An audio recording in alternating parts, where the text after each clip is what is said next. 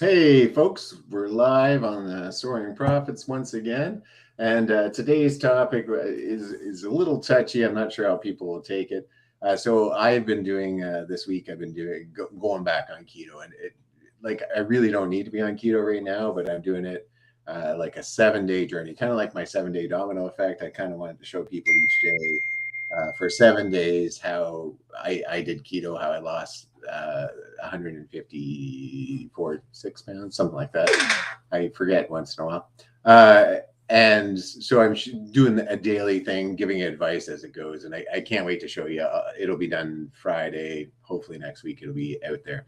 But while I'm doing that, I'm also like doing research and looking at stuff. And I've been noticing, especially on TikTok and other things, this whole idea that being overweight is now healthy.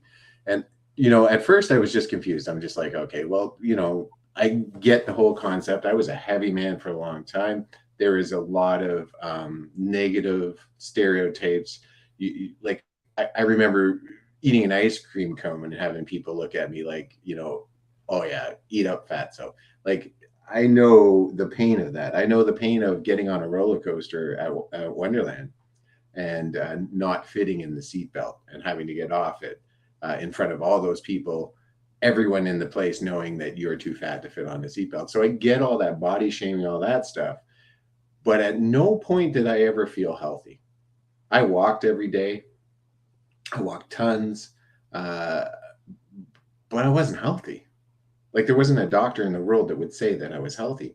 And yet there's this new idea that people who are obese, and I'm not talking about just overweight, I'm talking about obese, which is what I was. I was obese. I was way over the limit of weight capacity. I broke chairs with my girth. I'm not even making that up. To say that that is healthy boggles my mind. And I don't understand what the concept is that people would say that being overweight is good for your heart. Like, it's bad for your heart, it's bad for diabetes. Like, they're coming out and saying, this is the argument that I've seen most often, is that thin people are unhealthy too, because they smoke, because they drink. You're absolutely right. Cocaine. I'm not arguing that. But what I'm arguing is if you're obese, you're unhealthy. And it does not matter that it's like, if I put a gun to my head and I keep on pulling a trigger, like playing that game, Russian roulette, I think it's called, if I'm still allowed to say that. Ah, And I only have one bullet, but you have 6 bullets. Um, just because I'm doing it too, does it mean that it's okay for you? I don't know if that analogy works. It works in my head, but there you you go. know what I mean? Like, I Yeah. just don't understand this concept. You know, being overweight's just as unhealthy as being underweight, which is not. I think the problem is, and we've become such just corporate whores for our information, right? Like TikTok, Instagram, all YouTube, all of these things are in some way or another shilling for corporations, right? Like we have to be careful what we say on here because Instagram or Facebook can take us off. They don't That's like what we say, it's gone, right? yep. So when you have a marketing campaign, and a lot of this I understand is being directed at the female market and the female audience, because I think they tend to be more susceptible to body image issues. I'll speak for myself with my daughter, for instance, her as a competitive gymnast.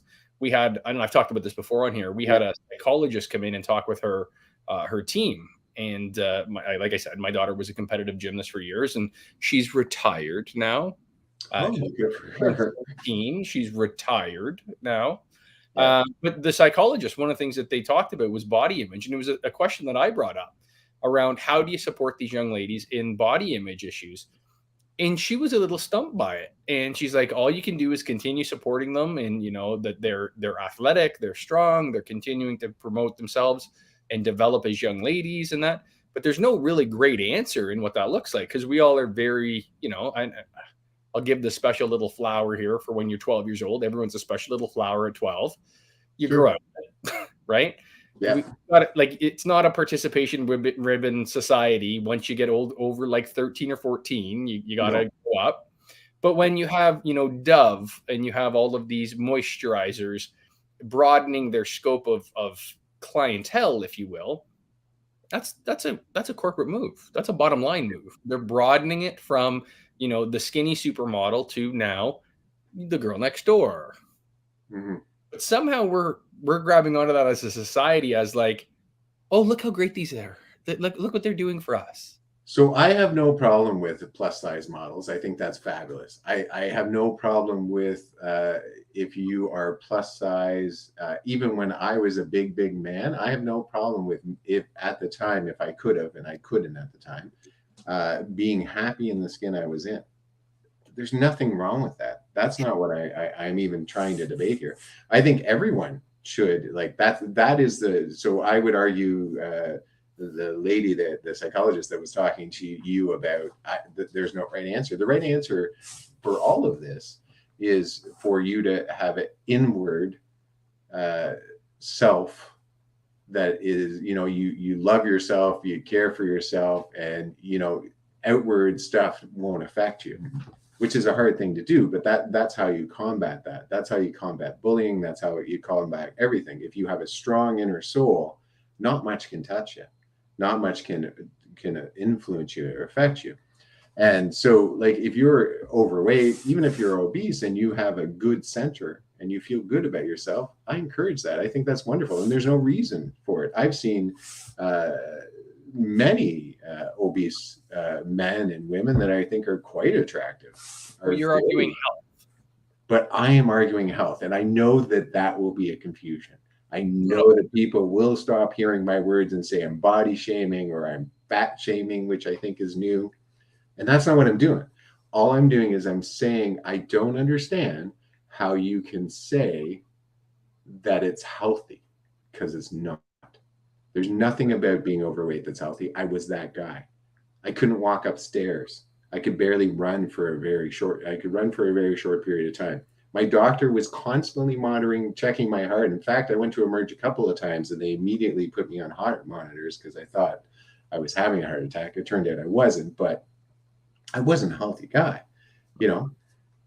So I worry that we start this idea that obesity is healthy because the majority of people walk around that are overweight now.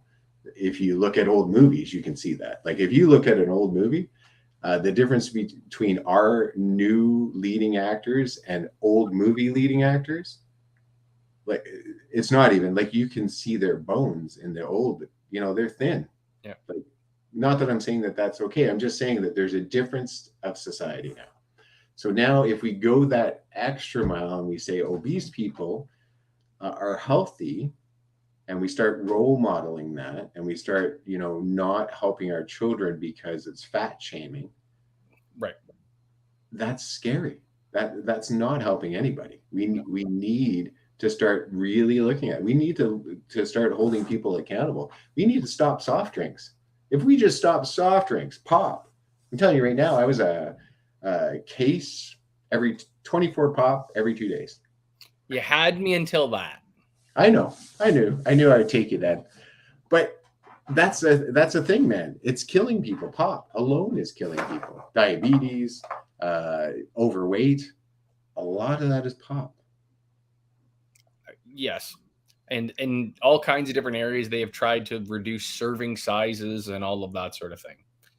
Education. You need to educate people. And that's not putting out Dove commercials. That's saying that if you are 50 pounds overweight, you have statistically X, Y, and Z more apt to happen to you. Diabetes. And then talk about diabetes. I don't think most people understand how terrible diabetes is. Right? It's a terrible disease. It's awful. It's life-threatening. As you get older, limbs amputated. It is not a romantic process whatsoever. Yeah. And you basically die from the inside out. Like, it's a terrible, terrible thing. But we're like, we got insulin. We got insulin. We're good. Yeah. We're good. Keep eating sugar, fatty. And, it's so wild that we don't do this. And I again, metal hat. A lot of that goes back to the pharmaceutical industry, is that if you take and you have people making educated, smart decisions about their bodies, they don't need medications on the same level as the unhealthy fat people do. So you keep the unhealthy fat people going. So you keep the 32-ounce drink sizes, and you do that. I, as a conservative, I believe in educating yourself about what you do and don't do in your life. Those are your choices. The government shouldn't be involved in that. I don't drink pop.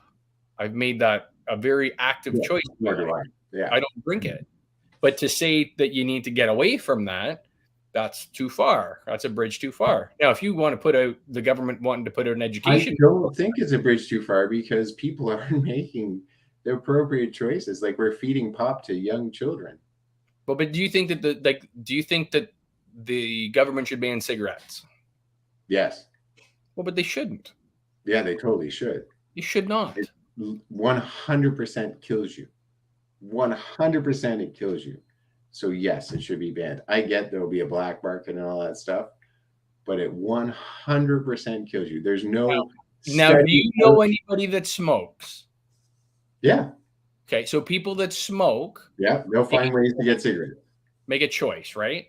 That's right. They'll find ways to get cigarettes, but the next generation will not find ways to get cigarettes. And you're already seeing that. So why ban it? Why not just educate? And we're not seeing that because you know what the smart tobacco companies did? They started using e-vapes.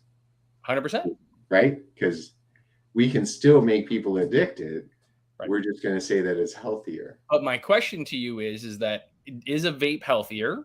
Theoretically, I think everyone has said that yes, they are. Theoretically, a vape is healthier than cigarette smoking. So if okay.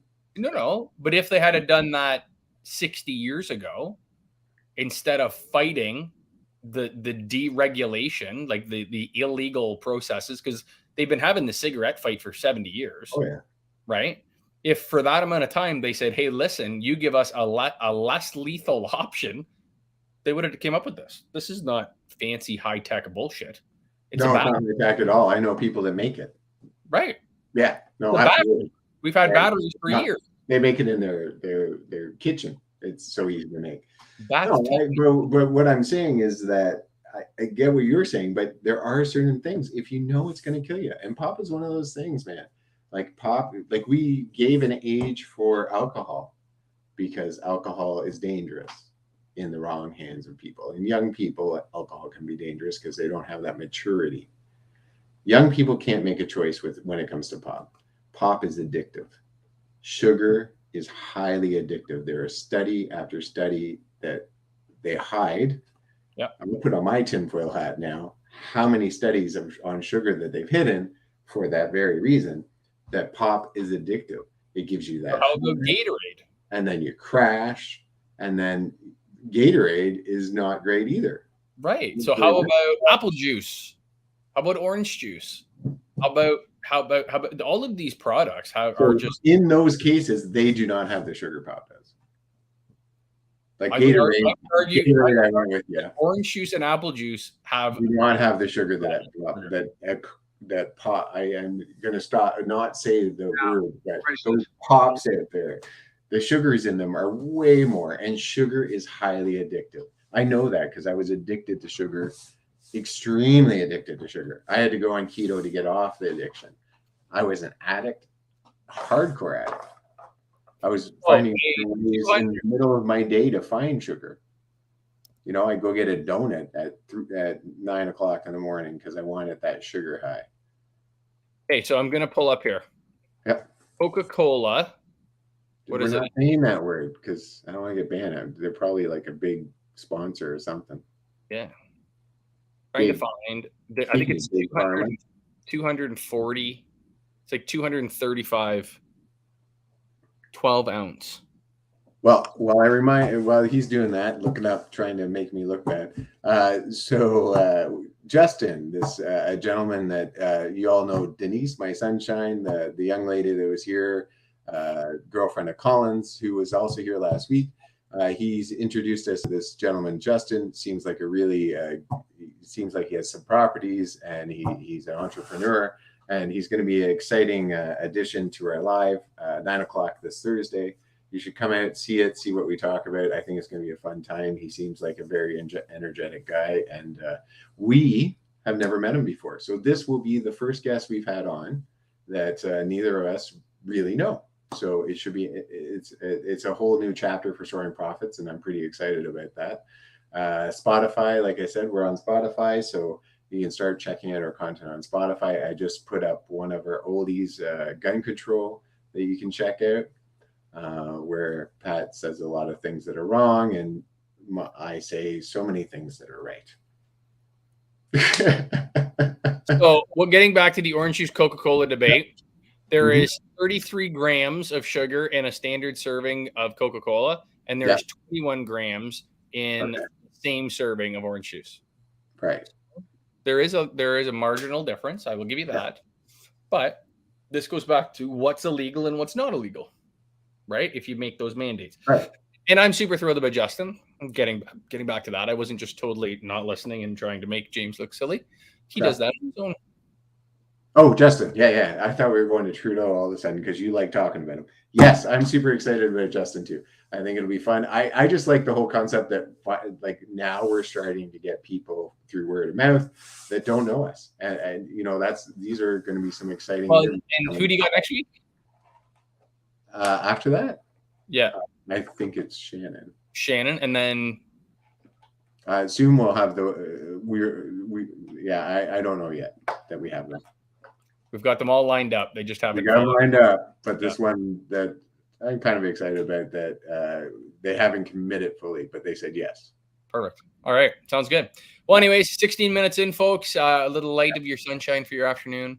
Make sure to check us out tomorrow night. Stop drinking pop. And if you do nothing else, I'm telling you right now, me stopping drinking pop helped my mental. It helped my physical. You don't have those highs and those lows. It crashes you. So if you get anything from this, I do believe that. Yeah. Sorry. Go ahead. James' sex life got way better. Exactly. Love you, buddy. Yeah. All right, folks. As always, thank you for joining us. Check us out here later tonight. We got an Oculus that'll be coming out, as well as tomorrow we'll have our live, and tomorrow, Thursday. It'll be Wednesday when we do this. We'll do another live. Yeah, because it's tomorrow now. That's right. You're right. That's right. As always, folks, thank you very much. Check us out, and let's try to make some money together. Let's heal our minds, bodies, and souls together.